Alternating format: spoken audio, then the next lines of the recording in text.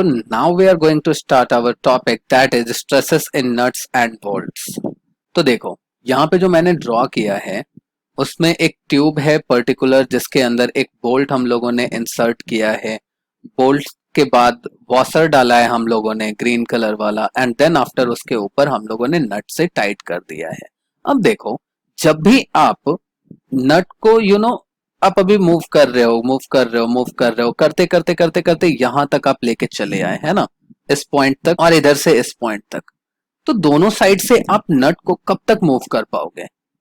इधर मूवमेंट होगी दोनों साइड से आपके नट की, है ना। कब तक?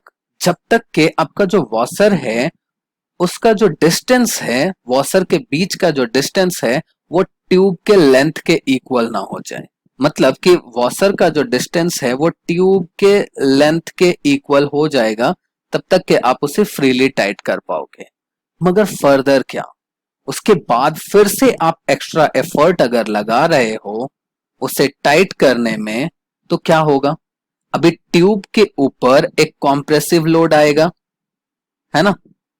ट्यूब के ऊपर एक कॉम्प्रेसिव लोड आएगा एंड उस कॉम्प्रेसिव लोड के वजह से आपके वोल्ट के ऊपर एक टेंसाइल लोड आएगा। तो देखो अभी कॉम्प्रेसिव और टेंसाइल लोड दोनों का कॉम्बिनेशन होता है यहां पे नट्स एंड बोल्ट्स में।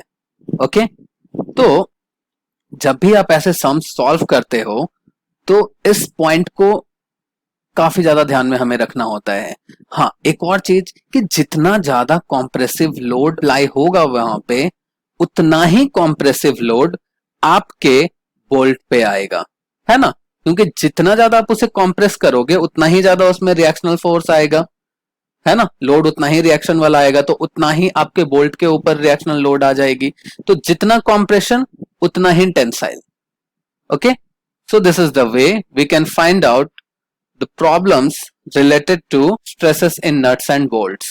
तो देखो कुछ फॉर्मूलाज हैं हमारे पास, उसे हम देखते हैं कि अगर नट्स एंड बोल्ट्स के लिए आपको सम्स रहेंगे तो आप कैसे यूज करोगे। तो अभी मैंने आपको बताया कि load on tube is equals to load on क्या होगा? बोल्ट होगा। तो चलो मान लेते हैं कि P1 जो अपना है वो लोड ऑन ट्यूब है, ठीक है, एंड P2 जो अपना है वो लोड ऑन बोल्ट है, एंड ये दोनों इक्वल होगा। तो देखो P के लिए अपने पास फॉर्मूला है, स्टार्टिंग से ही आपको पता होगा वो क्या होता है। अभी देखो कहां से वो फॉर्मूला आता है वो पहले देख लो आप। स्ट्रेस इज इक्वल्स टू होता है P अपॉन A। तो सिर्फ P के लिए आप लिख सकते हो ना, सिर्फ P के लिए स्ट्रेस इनटू एरिया, है ना।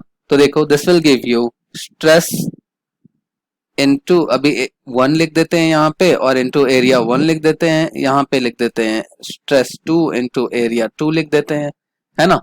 तो देखो अभी यहां से ना एक हमें रिलेशन मिलता है फर्स्ट वाला कि अगर स्ट्रेस इन 1 फाइंड आउट करना हो तो क्या करोगे? Stress into area into upon area in 1 हो जाएगा। नाउ सेकंड में अगर stress in second object find out करना हो तो हमें क्या करना होगा? देख लो, stress in 1 into area in 1 upon या 2।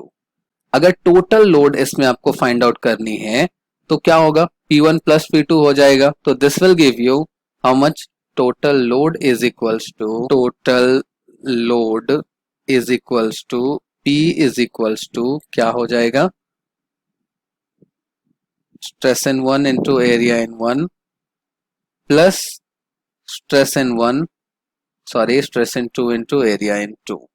So this is our total load. तो देखो फर्स्ट हम लोगों ने फॉर्मूला देखा कि अगर स्ट्रेस 1 फाइंड आउट करना रहे तो क्या करोगे? Stress in other object find out करना रहे तो क्या करोगे? Then after total load find out करना रहे तो क्या करोगे? ये तो पहले भी हमारे पास था टोटल लोड का फॉर्मूला। नाउ अभी देखो तो टोटल जो चेंज इन लेंथ होगा, अभी मैंने आपको बताया कि अभी अब जितना लोड आपके पास में, यहां देखो चलो फिगर की तरफ चलते हैं, तो मैंने आपको बताया कि जितना कॉम्प्रेशन आपके ट्यूब में होगा उतना ही क्या होगा? टेंसाइल लोड अप्लाई होगा आपके वेट पे। तो टोटल जो एलोंगेशन या फिर टोटल जो डिफॉर्मेशन आपका होगा वो कितना होगा? दोनों ऐड हो जाएंगे, है ना। Change in length in 1 and change in length in 2, तो देखो अभी हम लोग सीधा इसके लिए लिख सकते हैं, चेंज इन लेंथ का फॉर्मूला आपको पता होगा, तो total change in length is equals to हो जाएगा, या फिर टोटल एडवांसमेंट उसे आप कह सकते हो, total change in length is equals to, directly आप ऐड कर दोगे change in length in 1 plus change in length in 2. Okay, so using these formulas we can solve problems related to nuts and bolts. So in the next video I will solve some problems related to the topic nuts and bolts. Thank you.